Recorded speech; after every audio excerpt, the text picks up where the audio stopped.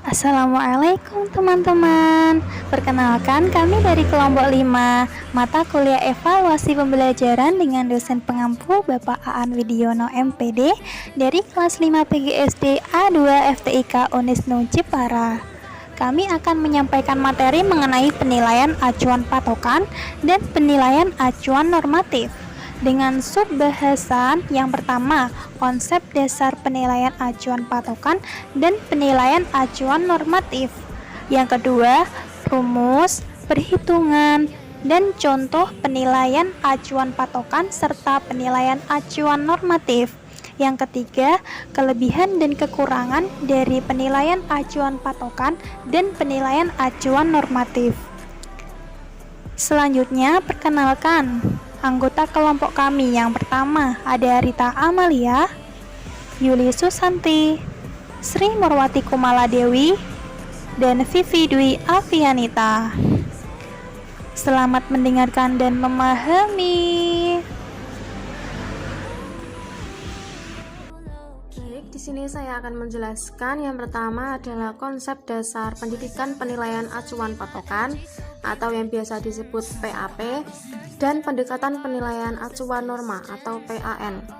Nah, yang pertama adalah pendekatan penilaian acuan patokan, yaitu lebih menitik beratkan pada apa yang dilakukan peserta didik, kemampuan-kemampuan apa yang telah dicapai oleh peserta didik sesudah menyelesaikan satu bagian kecil dari suatu keseluruhan program.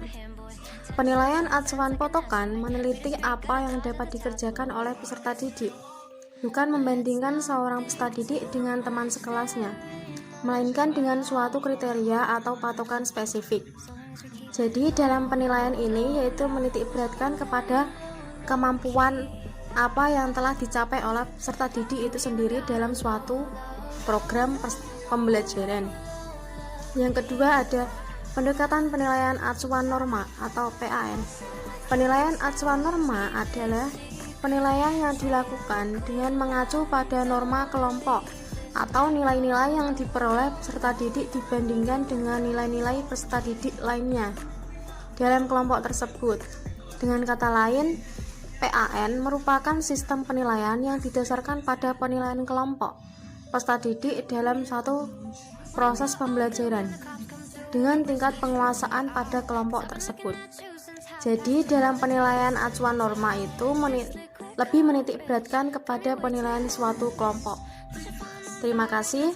Selanjutnya akan disampaikan oleh teman-teman dari kelompok 5. Ini adalah perhitungan dan contoh penilaian acuan patokan atau PAP dan penilaian acuan normatif atau PAN. Nah, seperti yang sudah dijelaskan oleh teman saya tadi mengenai konsep dasar penilaian acuan patokan, ialah penilaian yang didasarkan atas berapa jauh tingkat prestasi peserta didik yang akan diukur pada standar ketuntasan yang dapat dicapai peserta didik berupa derajat kesukaran soal tes acuan patokan. Nah, kemudian berikut adalah langkah-langkah yang digunakan guru ketika menggunakan penilaian acuan patokan. Yang pertama yaitu mencari skor ideal. Skor ideal itu adalah skor yang didapat siswa ketika dia menjawab dengan benar semuanya. Misalnya di sini ada 90. Kemudian yang kedua, mencari rata-rata ideal, yaitu dengan menggunakan rumus setengah kali jumlah skor ideal itu. Misalnya 90, jadi rata-ratanya adalah 45. Kemudian yang ketiga, mencari simpangan baku, yaitu dengan menggunakan rumus S ideal sama dengan 1/3 kali skor ideal, yaitu 1/3 kali 45 sama dengan 15. Kemudian yang keempat, menggunakan pedoman konversi sesuai dengan kebutuhan, misalnya skala 5, skala 10, dan skala yang lainnya. Nah, berikut ini adalah contoh penilaian dengan menggunakan penilaian acuan patokan. Dicontohkan misalnya dalam sebuah tes, seorang guru menetapkan skor ideal yaitu 90. Dilakukan oleh 20 peserta didik pada tema Indahnya Kebersamaan kelas 4 dengan rumus sebagai berikut, yaitu nilai sama dengan skor mentah dibagi skor maksimum ideal dikali 100. Kemudian guru menetapkan nilai patokannya dengan huruf. Yang pertama ada ketika mendapatkan skor 90 sampai 100 berarti nilainya A. Ketika skor 80 sampai 89 nilainya B. Ketika skor 70 sampai 79 sama dengan nilainya C. Ketika skor 60 sampai 69 nilainya D. Dan ketika skor kurang dari 59 maka nilainya adalah E. Nah, dari patokan-patokan tersebut, skor yang didapat siswa adalah skor hasil dari nilai ketika sudah dibulatkan. Di sini terlihat pada tabel yaitu terdapat daftar skor mentah yang didapatkan peserta didik, kemudian nilai yang sudah dibulatkan yaitu menggunakan rumus skor mentah dibagi skor ideal maksimal dikali 100, yaitu mendapatkan hasil sebagai berikut yang sudah tercantumkan, dan kemudian nilai huruf yang didapatkan dari patokan yang berada di slide sebelumnya tadi. Kemudian dari tabel ini diketahui bahwa ada 4 peserta didik yang mendapatkan nilai A, artinya terdapat 20% siswa. Dan ada sebanyak 7 peserta didik yang mendapatkan nilai B, artinya 30% dari semuanya. Ada sebanyak 5 yang mendapatkan nilai C, ada sebanyak 4 peserta didik yang mendapatkan nilai D. Kemudian perlu kita ketahui bahwa nilai yang penentuannya didasarkan pada standar mutlak adalah bentuk prosentase dari tingkat pemahaman peserta didik, yaitu dimisalkan peserta didik yang mendapatkan nilai 87 berarti tingkat prosentase pemahaman peserta didik adalah 87%. Kemudian langkah berikutnya yang dilakukan guru yaitu mengonversi ke skala 5, 10 atau sebagainya. Nah, di sini saya mencontohkan ke dalam skala 5, yaitu menggunakan pedoman sebagai berikut. Tingkat penguasaan, misalnya 90% sampai dengan 100 mendapatkan skor standar A. Tingkat penguasaan 80% sampai 89 mendapatkan standar skor B. Tingkat penguasaan 70% sampai 79 mendapatkan skor standar C. Tingkat penguasaan 60 sampai 69 mendapatkan skor standar D, dan tingkat penguasaan kurang dari 59 mendapatkan skor E. Nah, jika skor maksimum ini ditetapkan berdasarkan kunci jawaban sampai dengan 90 atau skor ideal maksimal tadi, maka jika penguasaannya 90%, artinya 90 dibagi 100 sama dengan 0,9 dikalikan 90, maka hasilnya adalah 81. Kemudian jika penguasaannya 80% atau 80 dibagi 100 artinya 0,8 kali 90 jumlah skor maksimal tadi sama dengan 72. Begitu seterusnya hingga mendapatkan hasil sebagai berikut, yaitu skor mentah diketahui, kemudian skor standarnya. Nah, dari tabel di samping didapatkan keterangan bahwa peserta didik yang memperoleh skor 71 berarti nilainya adalah C. Skor 82 nilainya adalah A. Skor 69 nilainya D. Dan seterusnya. Selanjutnya, saya akan menjelaskan tentang langkah-langkah yang dilakukan guru dalam mengelola skor siswa menjadi nilai acuan normatif atau PAN. Yang pertama, yaitu mencari skor mentah setiap peserta didik dengan melakukan tes. Yang kedua, menghitung rata-rata nilai kelompok yang menunjukkan prestasi kelompok dengan rumus rata-rata aktual sama dengan MD atau min duga plus frekuensi kali deviasi per N. N itu jumlah sampel dikali I interval. Dan yang ketiga, menghitung standar deviasi yang mencerminkan variasi dari skor-skor mentah hasil ujian yang dicapai 20 siswa dengan rumus S sama dengan I interval dikali frekuensi deviasi kuadrat per N dikurangi F di kuadrat per N. Yang keempat, menyusun pedoman konversi. Contohnya, diketahui tes hasil belajar peserta didik berjumlah 20, yaitu memperoleh skor sebagai berikut, seperti yang tertera di PPT. Melalui daftar nilai tersebut, kemudian kita lakukan langkah-langkah penyelesaian penilaian acuan normatif sebagai berikut. Yang pertama, menyusun skor terkecil sampai terbesar seperti yang ada di PPT maupun makalah. Kemudian data yang sudah diurutkan di atas ditabulasi dalam daftar distribusi frekuensi, yaitu mengelompokkan data sesuai dengan kelas interval. Langkah-langkahnya sebagai berikut. Yang pertama, mencari rentang, yaitu skor terbesar dikurangi skor terkecil. Skor terbesar dari tabel di atas ada 85 dan skor terkecilnya 60.